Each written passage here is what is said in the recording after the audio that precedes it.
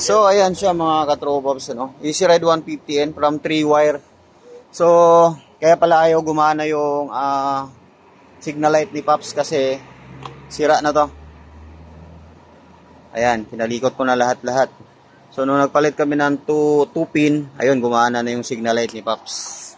Okay, sample. Ayan, kabila. Alright. Ilaw, check. Okay na yan lahat mga Pops. Yeah. So, ayan siya.